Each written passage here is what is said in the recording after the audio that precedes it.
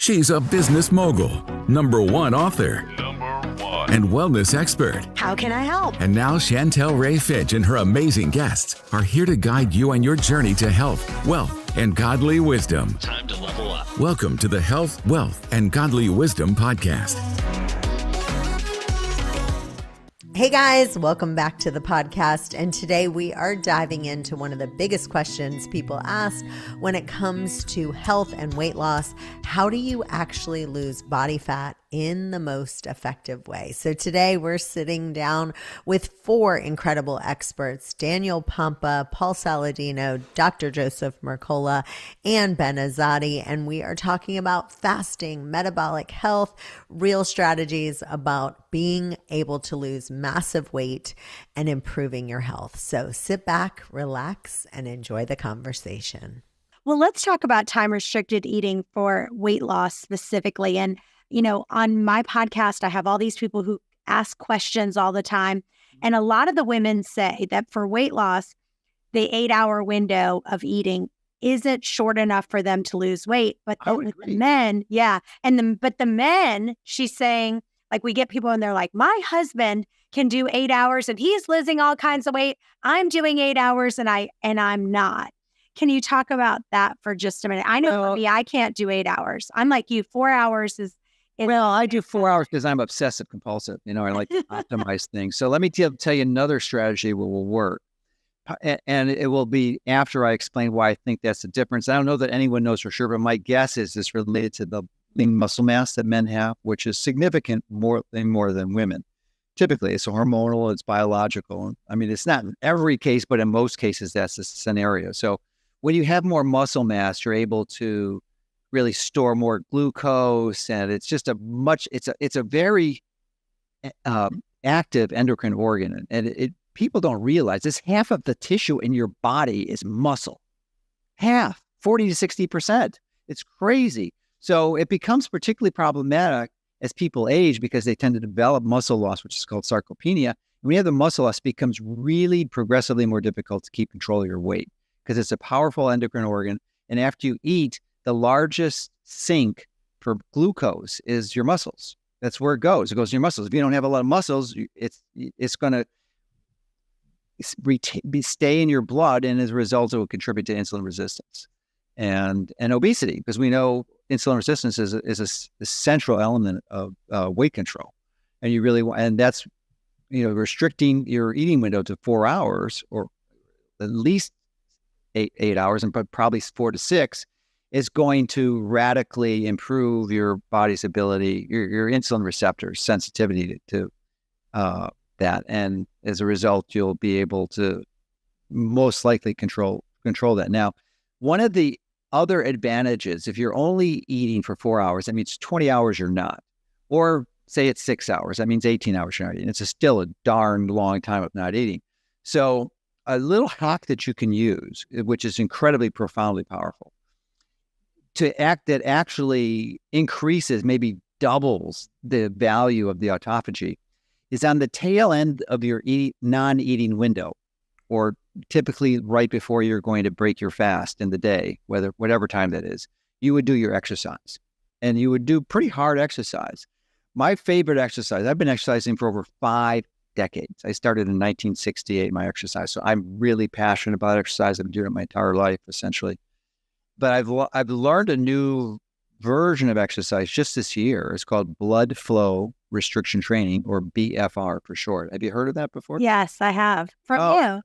Oh, okay. There you go. Well, we're going to, for those who haven't, we have a special URL. It's called BFR, blood flow restriction, just bfr.com. And you can go there and you can download a PDF that I've created, and lots of information and videos on how to do this. But there is nothing more effective in my mind for improving your muscular health and your physiological health than this blood flow restriction training.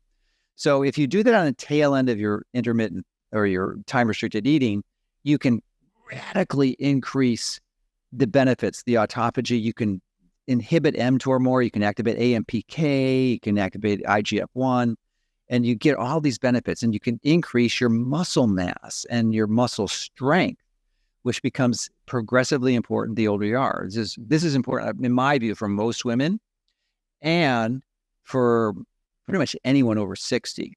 The BFR is essentially a process where you put bands on your upper limbs or lower limbs, one or the other. And you typically, depends on which type you do. There's a cycling version that you can do with the Katsu equipment, which is a version out of Japan that just cycles on and off. And you can just walk, or you can type, you essentially do passive exercise.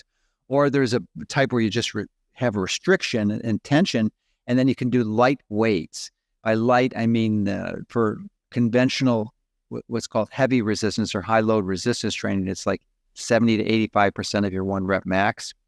With blood flow restriction, it's like 20%. So, I mean, literally like 1/5 of the weight that you could lift at most. So, but you just do a lot of reps, and the restriction in the blood with your blood flow causes these hormones, these biological molecules to accumulate, which triggers a wide variety of hormonal shifts and changes. It causes your muscles to grow pretty dramatically. Usually within a week or two, it's pretty obvious.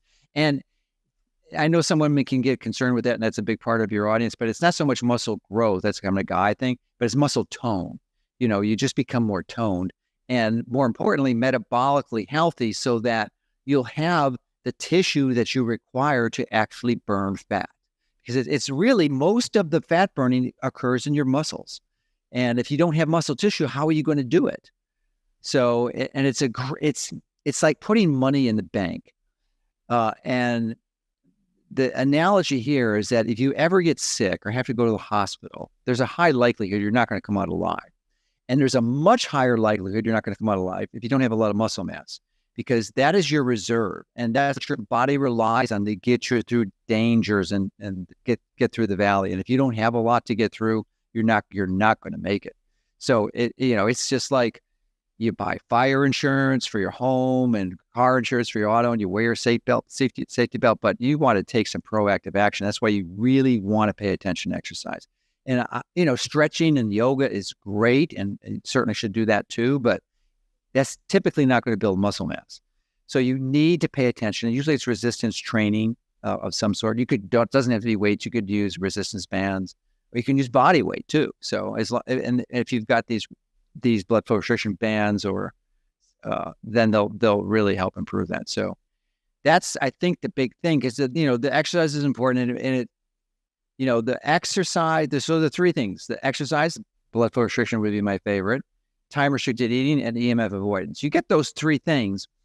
Now there's literally probably at a minimum 3 dozen other things that I can mention that would help. But if you've got those things going on, it's like the Pareto. You're doing good. Yeah. Well, you're not just doing good. You're capturing like almost 80% of what you need to do. And it's almost, yes, nothing's an absolute, but the likelihood that your health is going to improve, and not just improve, but improve dramatically, is really, really high. So it will be shocking to most people if they integrate these into their lifestyle, because these pernicious influences on their progress towards disease are mitigated, and you're able to allow your body's natural healing mechanisms to be activated. And essentially, if you become healthy, and what a lot of people don't realize is that if you're healthy, you can't have disease. It's like shining a light in the dark. You can't have both. It's one or the other. So either you're healthy or sick. So the key is to get healthy, and then your body takes care of the rest. It's not like, and it doesn't matter what label someone's given you. Almost any disease is going to respond to these interventions. Now, there's dozens of other things you can do. It depends on your specific thing. Like if you have an autoimmune disease, and my particular passion now is the carnivore diet, because it eliminates what we believe is some of the major triggers for autoimmune disease. So, if I was treating a patient today with autoimmune disease, I'd strongly encourage them to go carnivore and do a lot of these other things. Not carnivore. Carnivore could be very dangerous if you're eating 18 hours a day. But if you're only eating 4 to 6 hours, then it becomes healthy. So awesome. Yeah. Well, can you talk a little bit about how fasting, let's say you're doing an extended fast and it affects your electrolytes, and what is the best source of electrolytes during a fast? Like, is it just salt? Is there Yeah, salt is probably all you need. Yeah, I wrote, wrote a book, Superfuel, which is with James D. Nicolatonio, who wrote the book Salt Fix. He goes into that in great detail because there's a lot of fear around salt, but no, salt would be the best. And if you don't, you're going to get what many people call the keto flu, which is really probably a sodium deficiency. And now you ideally you do all the trace minerals, especially maybe not even trace minerals like magnesium. And there are some trace mineral supplements, but just simple healthy salts like Celtic sea salt or Redmond or Himalayan, these, not just salt that you buy out of the store, the regular processed salt. So that would be, and you don't need a lot, but definitely I would do it. And when you could put it doesn't taste too good when you put it in water. So when I don't fast anymore, I've done probably 4, maybe 5-day fast. And I don't regret doing it just to go through the experience. It's really easy to do after the second day.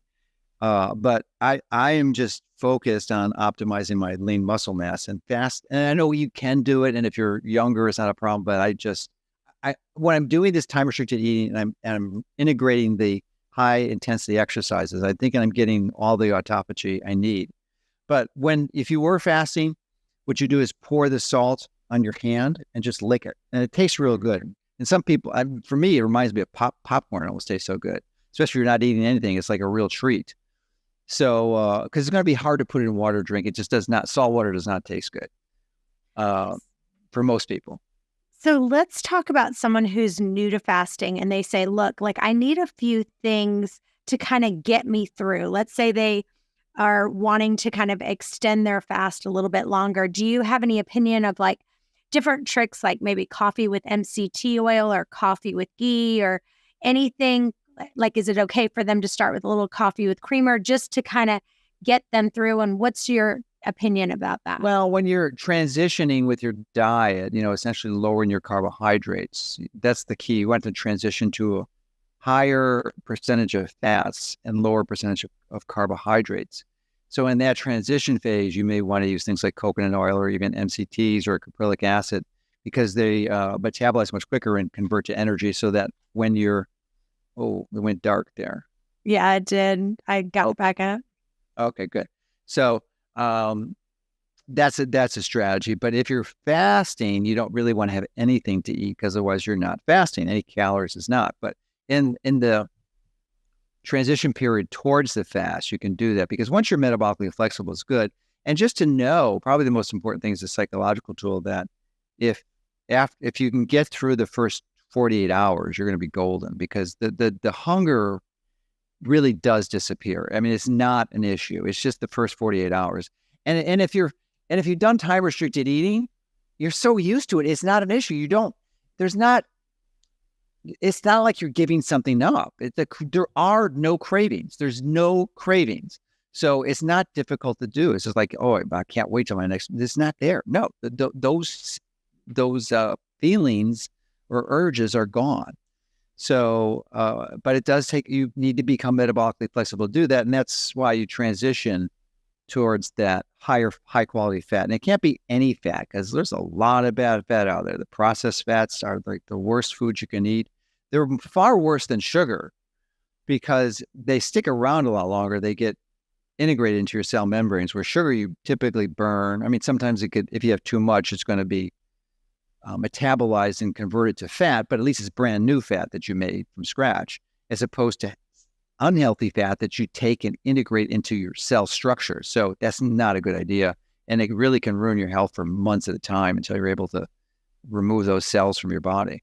So be really careful about your fat sources. It has to be high quality fat. And while you're doing that, you want to pay attention to the 3-to-6 ratio, making sure you get enough good high quality omega-3s. Fish oil would be one, or fish. If you're doing fish oil supplements, I like krill because it's a phosphate. It's attached to phosphate bonds. Phospholipids so they're more easily absorbed. But if you're going to use fish oil, and there's nothing wrong with fish oil, you just want to make sure you have the triglyceride form and not the ethyl ester form because it's not as good and may be problematic. But you need those, and you want to minimize your omega-6. So if you could theoretically do keto high fat diet with nuts. Really, especially things like not almonds, were high in oxalates, but pecans, which are low in protein, low in carbs, and high in fat. But the fat they have is omega-6. So your 6-to-3 ratio just goes through the roof, and that can be problematic too. So, the saturated fats usually, it's hard to go wrong with animals, especially if they're not CAFO, confined animal feeding operations, and organic. You're going to get pretty healthy foods. It's some of the most nutrient-dense foods you can get on the planet as an animal food. And animal organ meat too. You need nose to tail, so you're getting the full thing, and the collagen, which is really important for connective tissue. So I've written a book called Fasting to Freedom. It's called The Gift of Fasting. And it really talks about if you want to do longer fasts, deeper fasts, if you're looking for freedom. And then I have about 5 chapters. I've written a book called Tune In God's Voice. We have the book and we have the Bible study. And again, in both of these, there's about 4 chapters all about fasting and how fasting can help you hear God's voice. So you can do the Bible study with friends. You can get a group of people together and do it together, or you can join us on Zoom or get the book and, do it by yourself. So hopefully you enjoy. People get frustrated because I feel like they think, I work out, I filter my water, I filter my air, I use natural cleaning products, I eat organic, I take supplements, and, I'm still not feeling good. Mm-hmm. And so what would you say about the impact that fasting has on kind of detoxing our body and kind of getting rid of some of the chemicals that we all are exposed to on a daily basis? Yeah, look, what I teach is a combination of fasting with my cellular detox, because there is a need for both. But let's hone in on fasting for the moment, because fasting does create this autophagy where the body eats the bad cells. And again, that's needed, because as we age, we develop more of these things called senescent cells. Those are just cells that live too long, but they cause mischief. They drive inflammation. If you get too many of them, you end up in this chronic inflamed state because you're duplicating and you have these cells living too long. You have DNA that starts to malfunction, and eventually, of course, the worst case scenario, that leads to cancer. But far before that, you just don't feel well. You don't feel yourself. To your point, your cells become older, inflamed, and now your hormones don't function correctly, because every hormone receptor or every hormone attaches to receptors on every cell. So typically the problem isn't the lack of hormones. The problem is the receptor on the cell, which inflammation blocks. So this is an epidemic. Toxins drive that. So part of my process is, let's get rid of the bad cells via fasting and this autophagy, where, again, let's back up, because maybe some people haven't even heard that word. All that means is during a fasting state, the body will get rid of, it's so smart, it gets rid of the bad cells before it would ever utilize a new good cell for energy. It needs energy. So what does it do? It crushes and utilizes the bad ones. That's autophagy. In 2016, the Nobel Prize was won by this Japanese gentleman who talked all about this process. So we know that not only does it get rid of the bad cell, but it stimulates a stem cell and it makes a new one. So after periods of fasting, and again, you get some of that autophagy by doing daily fasting, 15 hours even, studies show, but you get a lot more by doing extended fast. So you get a lot of this renewal that takes place, which is a detox, because your body is literally getting rid of the bad cells that have been damaged by toxins, but there still is a need. Some people say, well, I can't fast, I feel terrible. Well, that's a clue that you need other detox. So, sometimes we have to support the detox even while people are fasting, because the autophagy releases so much toxins, they feel horrible, which is, a whole other topic. Mm-hmm.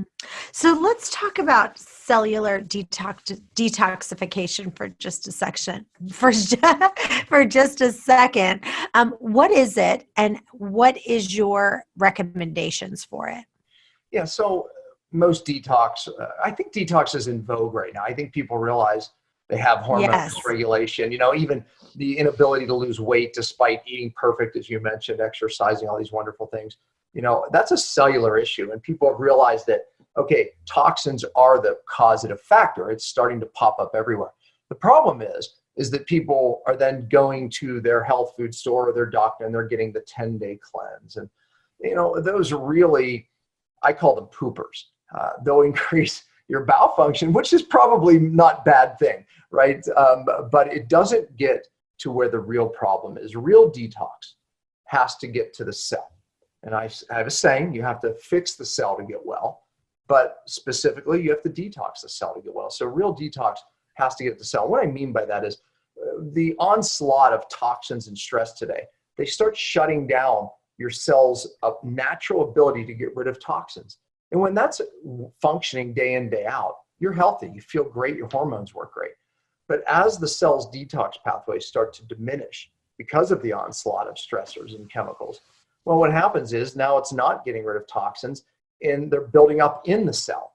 So that's a problem because now you start turning on bad genes. You start not hearing your hormones despite even taking them. You start not feeling well, brain fog, digestive issues, all of it because your cell is malfunctioning. Oh, and you can't even use fat for energy. So when you're not eating, you're like, why am I not benefiting from fasting? Why am I not benefiting from this diet, ketosis or that diet or this diet? It's because your cell has a hormonal inability to utilize fat for energy when you're not eating. And that's mostly a toxic effect of the cell. So therefore, if we're going to fix our hormones, if we're going to get our cells as fat efficient burners, because your cells can only use two things for energy, sugar or fat. Healthy cells can use both. When you're not eating, healthy cells switch over and burn fat, which means you're using your own fat stores. Most people, we're finding out, are stuck as sugar burners. So if we can detox the cell, then we can get our cells using fat again. You feel better, you lose weight, you stay lean. You know, I'm in my mid-50s. My wife and I are as lean as we were in our 20s. Matter of fact, I would argue that I'm a little leaner, but anyways, and we're healthier. You know, but again, I mean, I've had my own battle. I have my own story. I was very toxic at one point, and so that's where I really discovered all this information. I have autoimmune disease, rheumatoid arthritis, and eczema, just like you. And I'm deciding on which plan I want to go on that helps me best with my inflammation and my autoimmune disease. My doctor wants me to go on a weekly shot, or I could take methotrexate and prednisone. And it sounds like carnivore or animal-based or the Paul Saladino diet or autoimmune paleo diet would be my best choices. I'm really getting confused on all the differences between them. I don't understand why vegetables are toxic, but I want to know the root cause of why they would be, and that doesn't really make sense to me. I want to know the root of why veggies could be toxic. And she kind of goes on, but I'm going to stop it right there. So just kind of explain, because that is true. Those are kind of the biggest four, right? Like the animal-based diet, the paleo diet, carnivore diet, Paul Saladino diet, and then also the fifth one would be that autoimmune paleo diet. So kind of explaining some of the differences and why you like yours obviously the best. Yeah, I don't ever really call anything the Paul Saladino diet. I did coin the term. I did coin the term animal-based. Okay. And I do advocate for an animal-based diet. I don't think it's mine or that I have any ownership of it. There's no IP there other than the fact that I maybe made the term up. And I can talk about why I think an animal-based diet is great for a lot of humans based on historical context, anthropology, and where we've come from as humans evolutionarily. But yeah, we can talk about the differences between those diets. So let's start with vegetables, though, and address that question. This person in your audience is interesting because they're at a very common place. They have issues that they've gone to see a doctor about. And like we talked about in the podcast, the doctor is recommending medications. And those medications may be effective for her rheumatoid arthritis, which is probably manifesting as joint pain or joint destruction or other pervasive symptoms with RA, which can be quite systemic in the human body, and eczema. But those medications are going to have side effects. I mean, methotrexate is there to prevent basically the formation of B vitamins in the human body, and it can cause it has all sorts of negative side effects in terms of blood cell formation and anemias, and it's not a benign drug. And certainly whatever shot she's taking is a biologic, probably a monoclonal antibody against something like TNF alpha, which is tumor necrosis factor alpha. And when you take those monoclonal antibodies, it may calm down your immune system, but then you're at a much higher risk of community-acquired pneumonias or blood cancers, leukemias, lymphomas later in your life. So you don't really go messing with the way that nature has designed the human body with medications or monoclonal antibodies without paying a dear price later in life.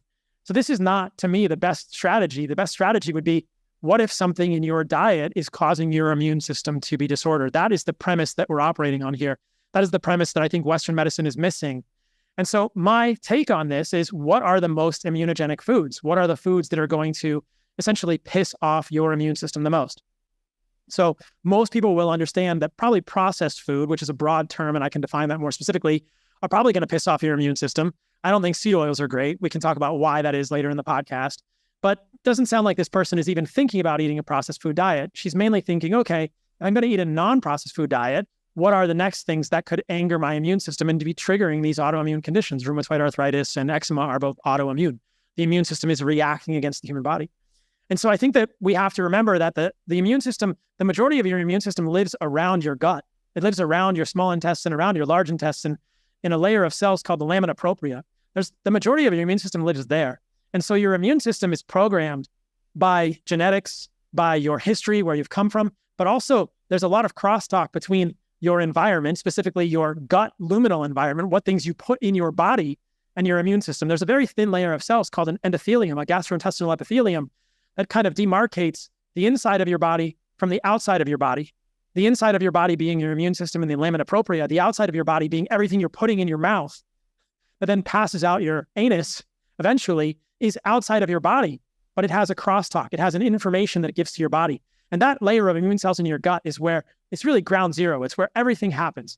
It's where either the gut cells are healthy and they're tightly linked and the immune system on the other side is not getting pissed off, or these gut cells and the bacteria that are inside your gut are getting disordered. The populations are kind of off because something in your diet is irritating that gut lining, or is changing the population of gut flora, changing the bacteria in your gut, changing the mucosal layer in your gut, which sort of coats that bacterial layer and coats that endothelial layer in your gut.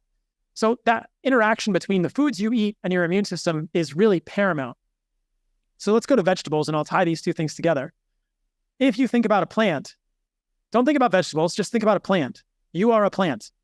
You are rooted in the ground. You can't run away. So in my book, The Carnivore Code, which I wrote a number of years ago, and I give this analogy to, imagine being buried up to your neck in the sand, and your face is painted like a soccer ball, and then a big truckload of kids arrives, and they don't have anything to play with. They're going to come over and kick your face. Like, your face is painted like a soccer ball, you're buried up to your neck in the sand. That's how plants probably feel when herbivorous animals, when animals that want to eat their leaves or their roots or their stems come around. The plant can't run away from you. Animals can run away. They have defense mechanisms. They can gore you. They can bite you. They can kick you, all these things. Plants can't run away. What does that mean? It means that over the last 450 million years of coevolution between insects, animals, and plants and animals have been at a constant war, a chemical war.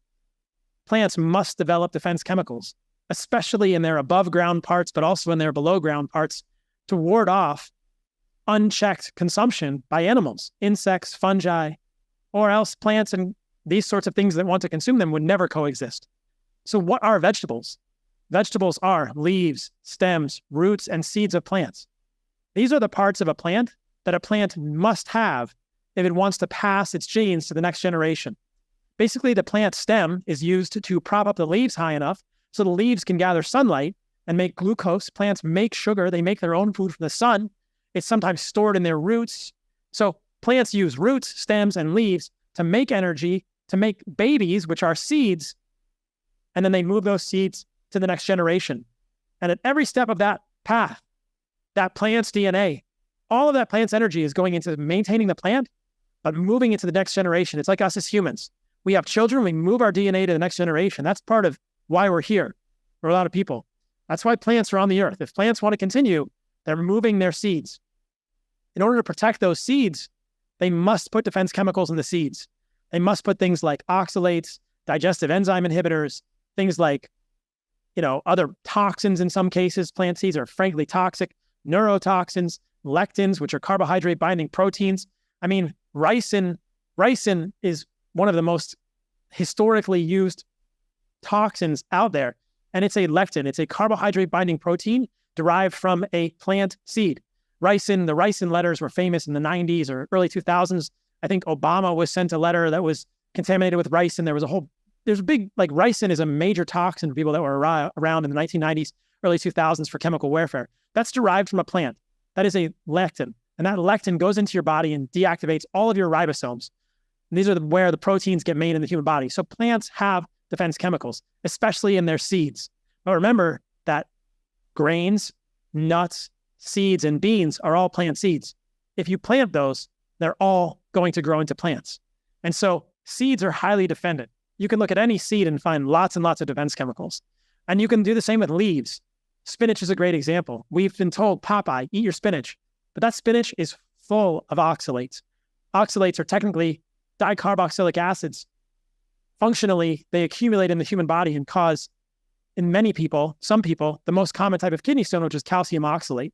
But they also appear to accumulate in the neurologic system, potentially, in the joints, in the breast tissue, in the thyroid. So having too much oxalate is a problem for humans. We make a little bit, but you can increase your oxalate consumption. You can increase the levels of oxalate in your body by 10x, 5x, or 10x a day by eating things like chocolate, turmeric powder, spinach, rhubarb, almonds, beets. These are all really, really large sources of oxalate. And there are documented cases of people dying from oxalate toxicity, something that's found in a lot of foods that we eat. So you could technically probably kill yourself if you just ate a ton of spinach. You'd have to eat pounds and pounds of spinach, but even 1 cup of spinach has a significant amount of oxalates, way, way, way more than you would ever make in a day in the human body from the breakdown of certain amino acids. So kale, broccoli, cauliflower, Brussels sprouts, these are all in the brassica family. They contain a family of compounds called isothiocyanates. These compounds exert their defense actions by inhibiting the absorption of iodine in our diet. So your thyroid doesn't work well without iodine, which is a mineral that you need to make thyroid hormone, the sort of master regulatory thermostat hormone in the human body. Oatmeal is a seed. Oats are a seed. We think of them as a grain, but oats have been thought of as a very good breakfast for humans. But oats contain so many problematic things for humans. They contain phytic acid, which is a large molecule that chelates minerals, prevents their absorption. Oats contain saponins, along with quinoa is another common source of saponins. These damage the gut directly. Oats are contaminated with heavy metals because they actually contain genes that hold on to heavy metals. So oats have all sorts of defense chemicals. Chocolate, people don't like to hear this, but chocolate contains pretty significant amounts of lead and cadmium because of the way that those heavy metals are accumulating in the seeds of that plant. So these defense chemicals can prevent us from absorbing nutrients that we need to make building blocks for humans. They can directly damage the gut. They can indirectly damage the gut, like lectins, which are prominent in things like beans and seeds. These seem to disrupt the gut flora in major ways. And they can, inhibit our digestion of these foods, causing all sorts of issues. So what you have with vegetables is warfare. If we make the majority of our diet vegetables, you're eating the most defended parts of plants. End of story. You're eating the most highly problematic foods for humans before processed foods came around, right? If you look at indigenous cultures, the Hadza, the Khoisan, the Samburu, they don't eat a lot of vegetables. In fact, they really don't eat, quote, vegetables unless they're starving. What do they want to eat? And the anthropologists, Frank Marlowe, have done these studies. They eat meat, they eat honey, they eat berries. When they eat meat, they eat the organs, they eat the whole animal. They eat something called the baobab fruit. And their least favorite thing is tubers. So a lot of times when they eat the tubers, they just chew the fiber and they spit it out and they just get the starch or the water out of the tuber. Sometimes they cook them, but it's pretty rare. You don't see the Hadza eating salads. Our history as humans, we didn't eat salads. We didn't eat a lot of seeds unless we were starving. They're survival food. They're fallback foods. But we've been told to make them the majority of our diet. And I think that's where a lot of humans run into problems. Some people can tolerate some vegetables. And yeah, if you cook the vegetables, you can detoxify them somewhat. But if you look at them on a per defense chemical basis, a lot of those defense chemicals are resilient to cooking. Saponins, you can't get rid of saponins. Phytic acid, you can't cook it out. You can ferment phytic acid out, but you can't ferment saponins out. There's no way to get rid of them. You can't get rid of lectins very easily. You have to pressure cook the heck out of something if you're going to get rid of lectins. Just cooking your oatmeal, just cooking your beans doesn't get rid of lectins. You have to pressure cook them at very high temperature to get rid of lectins a significant way. So you end up with people eating raw vegetables, undercooked beans, grains that are not fermented. If you want to eat a lot of vegetables and plant foods, you have to detoxify it. But none of us has time for that, and nobody wants to do it. And why would you do that when you can get the same nutrients you get in those foods in much more bioavailable forms in greater amounts with much fewer toxins in animal foods. So that's the explain that. So what would you, if you wanted to do that with the vegetables, what would you do? So if you wanted cauliflower, let's say you were just like, I'm dying for cauliflower right now. What would you do so that you felt like your body would digest it and process it easier? You'd have to do the experiment and be very honest with how your body's digesting it. You probably want to pressure cook it and then maybe ferment it. So you'd probably have to spend 2 days preparing your cauliflower before you even eat it. So you wouldn't just want to boil it, because even boiled cauliflower, you're still going to have isothiocyanates being transformed into their active forms in your gut, inhibiting the absorption of iodine. So you'd want to boil it, pressure cook it, and then ferment it. So you've got a 2-day process to prepare the cauliflower. You might as well be starving. Like, you better not have anything to eat if you're going to spend that much time making cauliflower less, like the least amount toxic. Now, people think of sauerkraut. A lot of people like pickles. Well, pickles are a fruit because they're a cucumber. We didn't talk about fruit yet, but I'll talk about how that's different than all the vegetables, because fruit is different. But cabbage is a leaf. Cabbage is a brassica leaf. And sauerkraut technically is a fermented leaf. So some things are going to be less problematic in cabbage. It's going to get rid of many of those isothiocyanates in that family of plant leaves. The problem is that cabbage and lettuce can also accumulate the heavy metals just because of the way that plants take up those heavy metals and put them into their leaves. And no amount of fermentation is going to get rid of those heavy metals. But if you really, really wanted to eat cabbage, the best way to do it, relatively speaking, would be to ferment it. Let me give you another question, and this is a long one, so we can break it up. It's from Leah in Fort Worth, Texas. She says, lots of meat may cause constipation. How do you suggest combating that, and how can you poop more? Why is white rice less toxic than other types of rice and grains? Is chlorophyll healthy for humans? What are your thoughts on sea moss? What do you do when you go to eat out and go on vacation? What would the choices you would eat? What about the amount of sugar that's in fruit? And what's your favorite choices? And some carnivore diets and animal-based say that you can have coffee, but some animal-based say no coffee at all. So let's break that up, and then I'm going to read them to me. I'll feed them to you one at a time, but I will read this one. It's basically the same one. It's from Sadie in Seattle, Washington. Being on a carnivore diet makes me extremely constipated. What can you do to be able to go to the bathroom more regularly? I know that I've heard on your podcast that most of the guests say that you should either go poop at least every day, but preferably with every meal. So if you ate 2 meals, go poop twice. What can you do about being more regular on a carnivore or animal-based diet? So let's start with that. Yeah, let's define animal-based versus carnivore. So I think of animal-based as organs and meat, which is essentially carnivore, plus fruit, honey, and raw dairy. So when you add fruit into your diet, you're going to get fiber. I don't think fiber is critical for humans. When I was eating a carnivore diet, I pooped every day. I definitely pooped less because without fiber, the volume of your poop is smaller. And some people might think they're constipated, but I think some people have a gut that's not super healthy, and you might need a little bit of fiber as you adjust. I think also that as people adjust their amount of fiber in their diet up or down, you can run into issues with the gut adjusting. So I had a friend recently that changed to an animal-based diet. And after the first 2 days, she said, I haven't pooped. And I said, well, how much fruit are you eating? And she said, I'm eating a lot of fruit. I said, okay, good. Give it another day. And by the 3rd day, she was pooping just fine. So I think that if you're eating a lot of insoluble fiber in things like grains or cereal or potatoes, and you go to just fruit and honey, your gut's going to take a moment to adjust, but most people will still poop just fine when they're getting oranges, apples, bananas. These kind of things usually don't have any problem with people pooping. I'm not really an advocate for just meat and organs. Those are very nutritious foods for humans. But as I mentioned earlier, I don't think that humans do well without carbohydrates in their diet. I think that carbohydrates, especially from fruit and honey, provide a signal of abundance. They allow us to have a postprandial insulin spike, which is beneficial and healthy for humans, and allows us to hold on to minerals at the level of our kidneys. Otherwise, we become very mineral deficient, and people have to end up supplementing with tons and tons of electrolytes on ketogenic diets when they could just eat carbohydrates, less toxic carbohydrates, and be fine. So I don't think that zero carb is the answer for most people. Maybe in the short term, maybe if you're very frankly diabetic or massively insulin resistant, cut the carbohydrates down, but just for a short amount of time. I wouldn't do it more than a few days because your body is going to want those carbohydrates, and I don't think they're bad for you. I know someone asked a question there about fruit and sugar, and we'll get to that. But I think that the answer on carnivore is add some fruit and you'll poop just fine.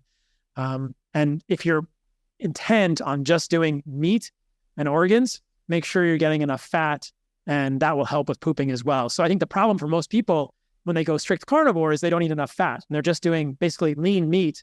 Well, your gut isn't going to work well without some animal fat. That's usually supposed to come with that meat. Again, I'm not an advocate for that necessarily. Why is white rice less toxic than other type of rice and grains?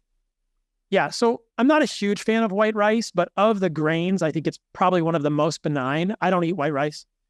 But if you look at brown rice, there's a lot of arsenic in the hull.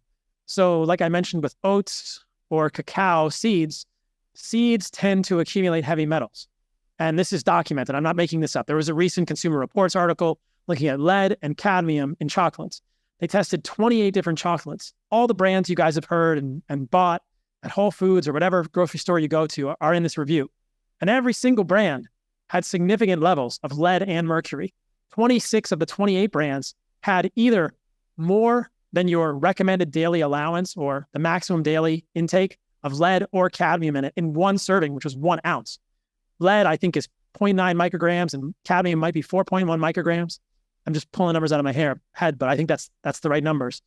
Many of the chocolate bars had more in 1 ounce of chocolate than you are recommended to get of lead and cadmium in a whole day.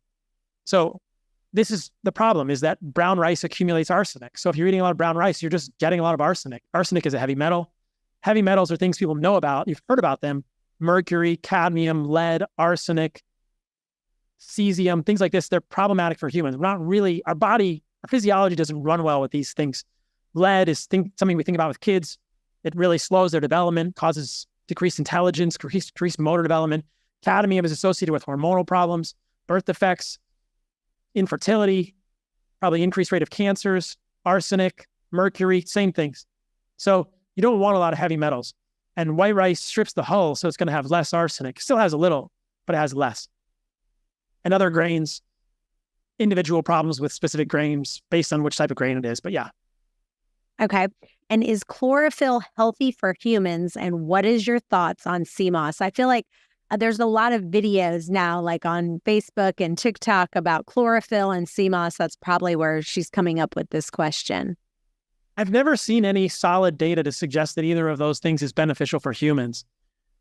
So I'll talk about chlorophyll first. Chlorophyll is this pigment that is used that makes things green. It's sort of the plant's equivalent of heme.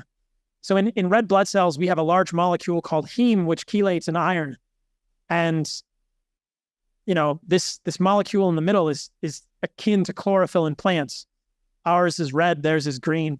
But maybe there's a little bit of evidence that chlorophyll is beneficial, but I don't think it's particularly compelling. I don't think humans need chlorophyll. I'm kind of underwhelmed by the evidence on CMOS also. I tend to not really like algae or these, ocean-derived things, because they do have heavy metals. I believe CMOS does contain carrageenan, just naturally occurring, but these long sulfated polysaccharides are not easy for our body to digest. You find carrageenan in things like non-dairy creamer or dairy creamers. It's a thickening agent used in a lot of these plant milks. It's used in processed meat. It's used in things like cold cuts at the deli. And there's pretty significant evidence in both animal and human trials that carrageenan is inflammatory for the gut. So I think CMOS is kind of overrated, massively overrated. If you want your skin to look good, which I think is why people take CMOS, just eat some collagen, some bone broth or something.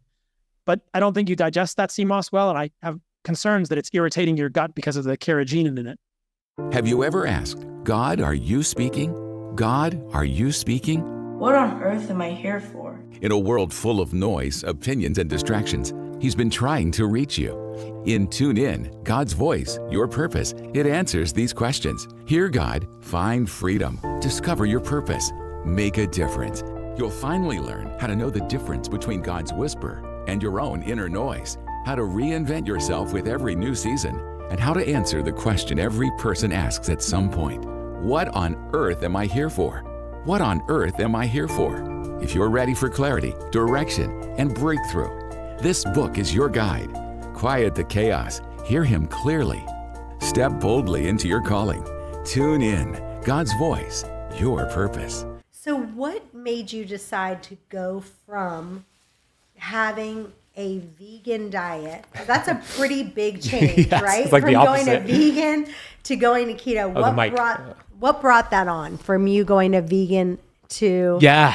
So it's funny, like your friend that you mentioned on my podcast, I read the China study. I read a book, and then I read a few more books on the positive benefits of saving the world and saving your health, eating a plant-based diet, and how eating meat causes colon cancer and all these diseases. And I didn't really understand back then, 2012, how to really read the studies and understand, is this real? Who funds it? Is it looking at, is it a survey, or is it actually done the right way? So it fooled me into thinking that plant-based diet was the way to go. So I went all in with the plant-based diet. And in the first month, I actually had some results. I actually was more energized. I felt good. I was eating a lot of vegetables that I was not eating before. And I was dogmatic about it again. And then I eventually started to deteriorate with my health. At this time, I owned a CrossFit gym here in Miami, and I was doing CrossFit, and I was a vegan. And if there's one thing that plant-based people have in common with the CrossFit people, is that they can't shut up about what they're doing, right? CrossFit people love to talk about doing CrossFit, and vegans love to talk about being a vegan. So imagine being a vegan CrossFitter. I couldn't shut up about it. So I kind of noticed that my health was declining. I was getting excessively sore from workouts. My energy levels were dropping. I had digestive issues, brain fog. But I put myself in that vegan box. So I stuck with it for 1.5 years until I said, I got to do some blood work, look at my hormones. And the blood work verified how I felt. And at that point is when I made a decision to transition away. And then I got into the work of Mark Sisson, who I just interviewed on my pod recently. I love him. So great. Dr. Pompa, who mentors me, and other people who were teaching ketosis and fasting back then, Mercola, Dave Asprey. And it made a lot of sense to me that this is something our ancestors did. And that's when I made that transition. I want to hear what a day in the life of Ben Azadi looks like. So just give us a couple of your routines and give us what are you eating these days? Oh yeah. Well, right now it's funny you ask, because right now I'm doing a carnivore experiment, and I'm on day 47 of carnivore. Okay. And I do this from time to time, 30 days, 40 days. So I'm only eating meat right now. Okay. I'm eating some sheep and some goat dairy. But outside of that, this is just a short-term thing for me. Outside of that, I'm very similar to you with my eating window. It's about 4 hours, 6 hours, no longer than 8 hours. I think you said the same thing. Typically in the afternoon between 12 and 4 or 5 p.m. is my eating window. There is an exception, right? Today we're going to have dinner. It's going to be outside my normal eating window. So there's an exception there. And if I'm not doing carnivore, I'm doing keto flexing. So on the days that I'm training heavy, maybe playing basketball, lifting weights, I will have more carbs that day, especially towards the last part of my meal, the last meal I have, as a way to help with my performance and my gains. But if it's a day where I'm not very active, maybe more of a walking, stretching sort of day, I'm in ketosis. I'm eating mostly protein and fat. I'm eating vegetables that my digestive system handles well. So I don't handle high oxalate foods well, like almonds or spinach and kale. I don't do well with that. I get symptoms, but I could do well with arugula and dandelion greens and sometimes bok choy. So that's usually green leafy vegetables that I have. But the majority of what I eat is usually meat-based. I do really well with meat. So how is it with your poop? Because one of the things that I hear over and over for anyone who's doing carnivore is they're saying, I'm feeling constipated, or I'm feeling like I'm not pooping enough. What does that look like for you? That does happen. It doesn't happen to me on carnivore because I eat enough fat. And that is the key. If you're doing carnivore and you're finding that you're constipated and you just find that you're having some digestive issues, you want to bump up your fat. So instead of having the New York strip, you'll have the ribeye. You want to add a little bit, maybe some butter to a New York strip, or just add more fats. And then if you find that you're getting loose stools because of the added fats, you support the liver. You maybe take ox bile, you do the castor oil pack, you do some coffee enemas, do some things to support the liver, which helps to produce the bile to break it down. Do you have any daily hacks? I see some different things that you have here at the house. What are some things that you do that you're like, these are kind of game changers for me? My morning routine. First of all, I don't look at my phone for the first hour and a half. There's no social media. There's no looking at my text or emails. I only look at my phone briefly to look at my Oura Ring scores, but I don't look at anything else. It's on Do Not Disturb. So that's for number one, no phone. Number two is I write down my goals every morning. It's on my nightstand. Before I even start my day, I write down my goals and my gratitude. So what I'm grateful for, the goals I want to achieve. I like to keep my goals in front of me as a way to feed the beast. Now, in terms of health biohacks, I walk my lovely dog Ziggy, who's sleeping right here, such a good boy. We go for a nice walk as the sun's rising. I get that sun through my eyes, on my skin. I'm not wearing sunglasses, so I walk him for about 20, 25 minutes.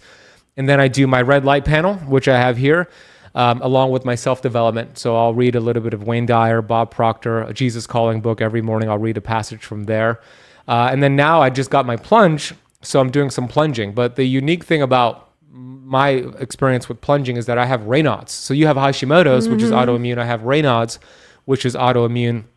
And my Raynaud's, for those who don't know what it is, it's when you don't get enough blood flow to your extremities, so my fingers and my toes. And then when you are exposed to cold temperatures, you get this what's called a Raynaud's flare-up, where all the blood flow starts going away and it turns purple and white. So we have been told that you should, if you have Raynaud's, to limit cold exposure. It's not good for you, but they don't understand the principle of hormesis, right? You just spoke about this on my podcast.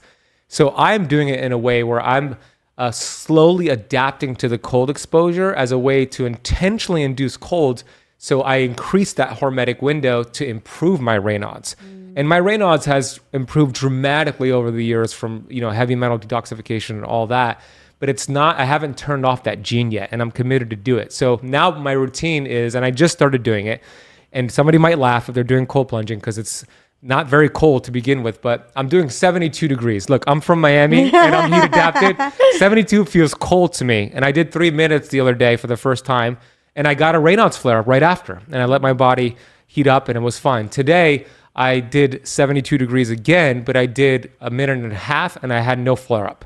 So the next time I do it, I'm going to do 69 degrees in a minute and a half, see what happens. And I'm going to keep adapting until I could achieve that 39 degrees of cold temperature, and my body will adapt to it.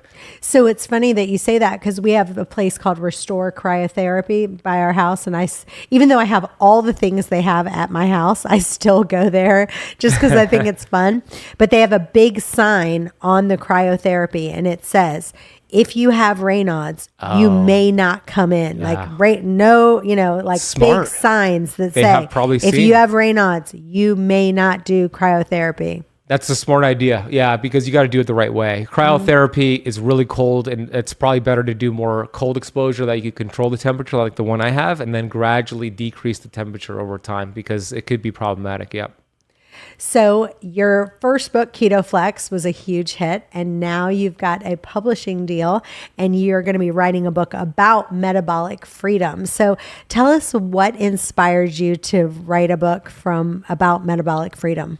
I'm excited about this. Well, metabolic freedom, we've heard the term metabolic flexibility. While it's so important to have your mitochondria so healthy that it could burn sugar when it needs to and burn fat and go back and forth, that is metabolic flexibility. Metabolic freedom is a step above that, meaning you're not tied to counting every calorie that goes in your mouth. You don't have to worry about, oh my gosh, my blood sugar is dropping. Where's the next, can I get to the pantry and get that snack? Your body knows what to do. It produces the ketones. It uses the fat. It uses the substrates that you have within you. That is metabolic freedom. When I travel, I don't want to eat food on the airplane. I don't want to eat food at the airport. And I don't tend to take food with me. So what do? Well, I'm metabolically free, so I let my body just feed off my body fat. And I feel energized and I feel good. Metabolic freedom is when you could fast and have more energy and feel good. That's why I wanted to write the book, because when we look at what's happening in America, but also most first world countries, it's the complete opposite of metabolic freedom. It's metabolic inflexibility. There's 2 studies that came out in the last 10 years. one from the University of North Carolina, Chapel Hill, which showed that 88% of American adults are metabolically unhealthy. And the other study showed that 93% of American adults are metabolically unhealthy. They're sugar burners. They're handcuffed to that next snack. And I wanted to teach them that there's a better way to achieve this metabolic freedom through ketosis, fasting, and different modalities that we'll talk about today. So I knew I had that book in me, and that's the reason I'm writing it. I'm very excited about it. So if you said to someone, okay, you're metabolically inflexible, let's just talk about that. What does it look like to be metabolically inflexible? Well, if you did some labs, what you would see on the labs would be a high fasting insulin, which is a test that most doctors don't run unless you request it. So request a fasting insulin. You want that in the single digits. That means you're producing the right amount of insulin, not too much. If it's in the teens, you've got slight insulin resistance. And then if it's above that, you have insulin resistance. So that's one thing.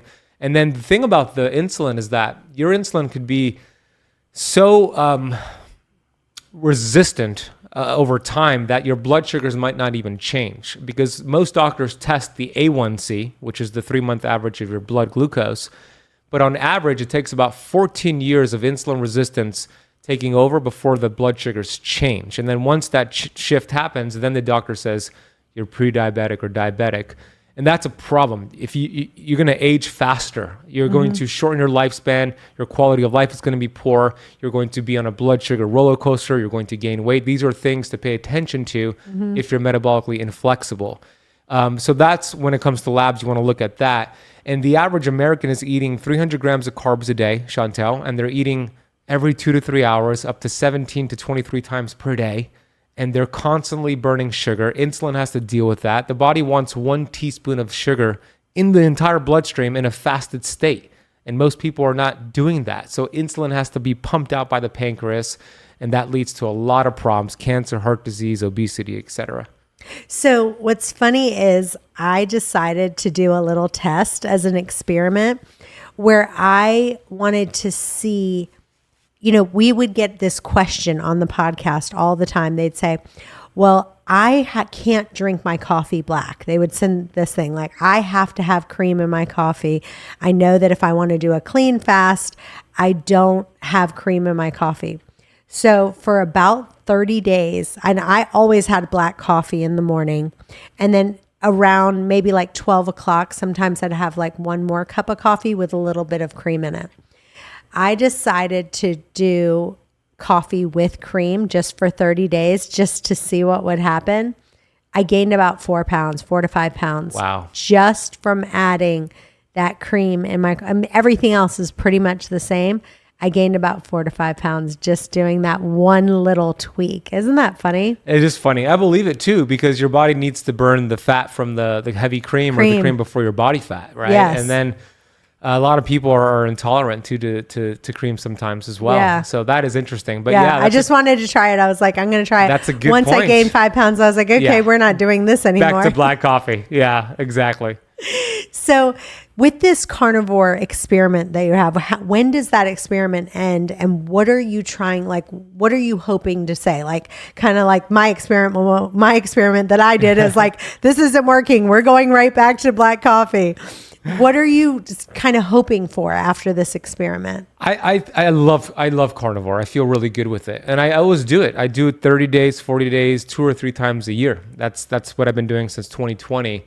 And with this specific experiment, I had planned to do 30 days. And what I did on day 1, I did a full list of labs. I did a very comprehensive lab panel from LabCorp, full thyroid, antibodies, all my hormones. I did, of course, CBC and all that, inflammatory markers, full lipid panels, particle sizes. So I did all that day 1 as some data.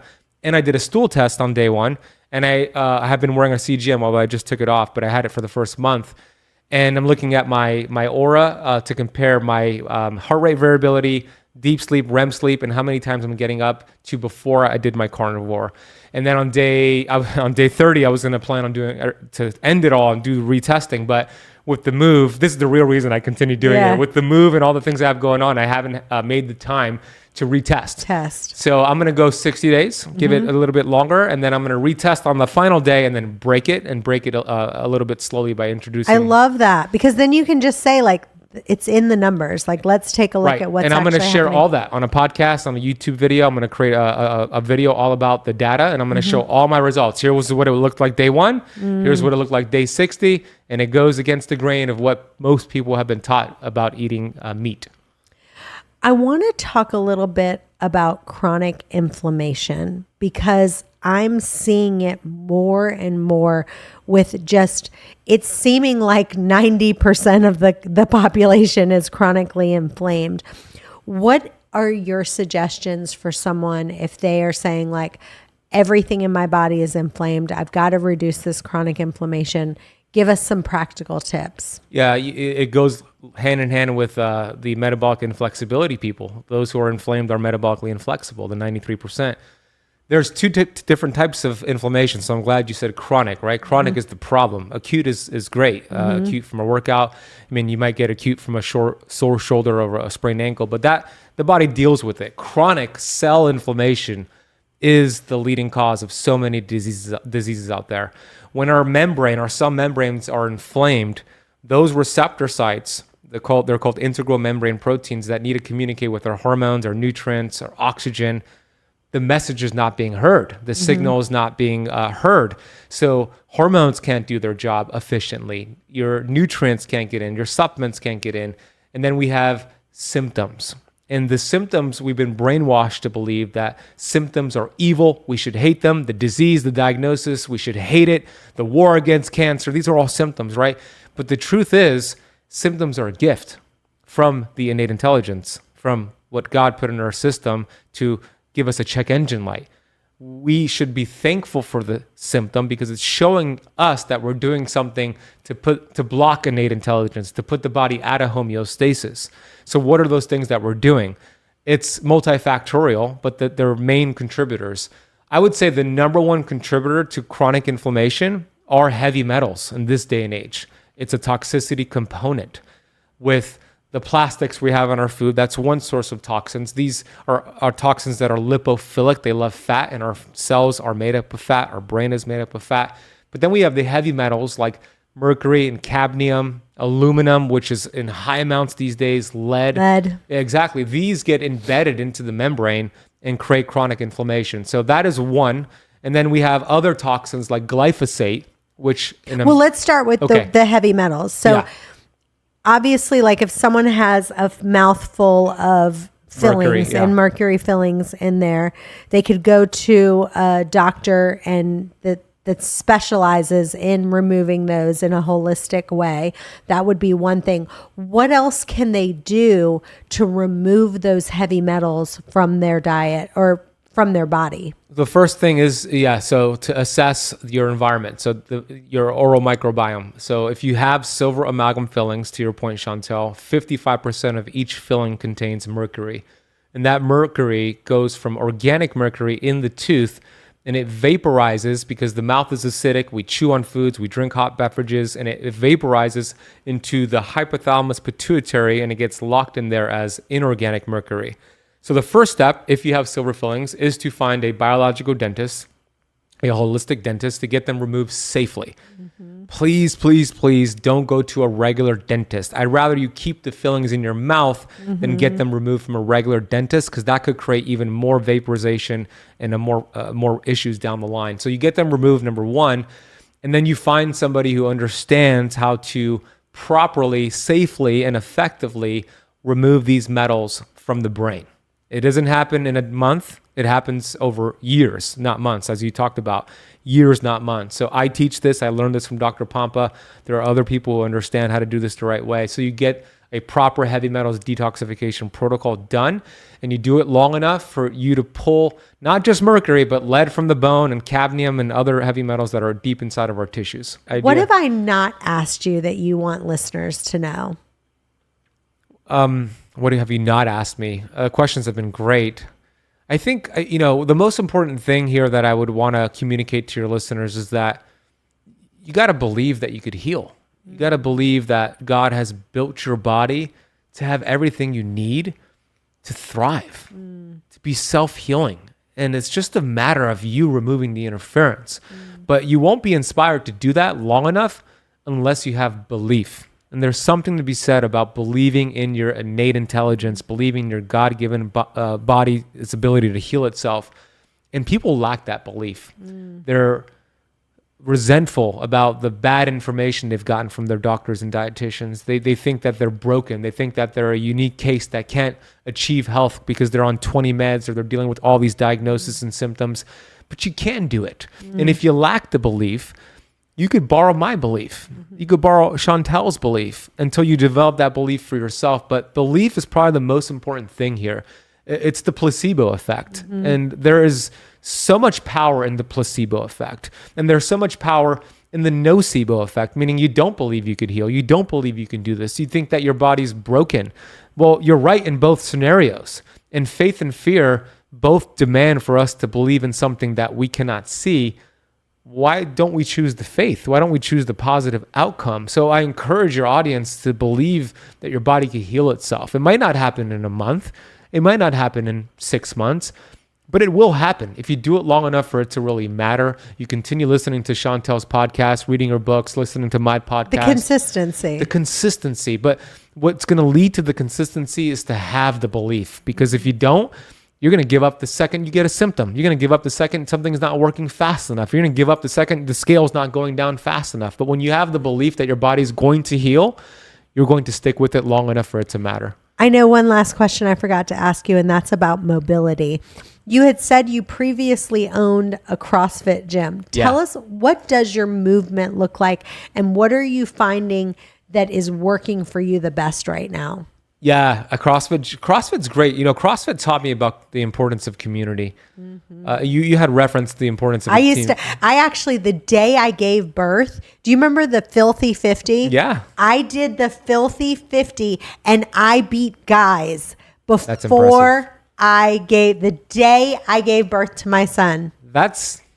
Sounds dangerous. It is, but I was so determined that I was going to give birth that night. I was like, this baby is coming. Remember I told you I threw up 6 times a day, every day? I was done. I gave birth 3 weeks early because I couldn't do it anymore. I was the worst pregnant woman ever. But anyway, go ahead. Tell me about the mobility. I wouldn't recommend that though. No, I mean, the CrossFit taught me about community, but you know, there's a lot of negative connotations to CrossFit. You got to understand hormesis, right? You have to understand that if you're going to go hard in the gym, you got to go hard in your recovery. So that's important. So for me, I understand that balance now, to answer your question. So today I did my cold plunge, and then I went into my gym, which is my garage, and I did a nice 45-minute workout, and then I played 15 minutes of basketball here in my driveway. And I went pretty hard today. So tomorrow is going to be more of a recovery day. I think more important than trying to get in 60 minutes of training every day in a workout is to first start with moving your body, depending on your activity level. Get your steps in, work your way up to getting 10,000 steps at the bare minimum each day. Just tie in some ways to move around throughout the day. And then find a sweet spot that works for you. So for me, that's going to be doing strength training 3 to 4 times a week for about 30 minutes each time, with the proper warm-up, the proper cool-down, and then having some high-intensity sprinting in the form of basketball every Sunday. I'll do that in the fasted state for 2 hours out in the park in the Miami sun. That is a stressor. So the next Monday, the day right after, because I do that every Sunday, the day after, there's no exercise that day. It is about a recovery day. My HRV tanks that day, and then it builds back stronger. So these are things that are very important. And I think on the cold plunge part, a lot of people think they should cold plunge after a workout. That is not the way to do it. You don't want to do cold plunging after exercise because you block your innate intelligence from dealing with that inflammatory response from the workout. If you're going to cold plunge on a day you're working out, you do it before the workout. You cool down to warm up. So you cold plunge and then warm up with your workout. So you do it before the workout, not after the workout. I love it. Well, you guys stay tuned. We've got another episode coming up in just a few. Bye-bye for now.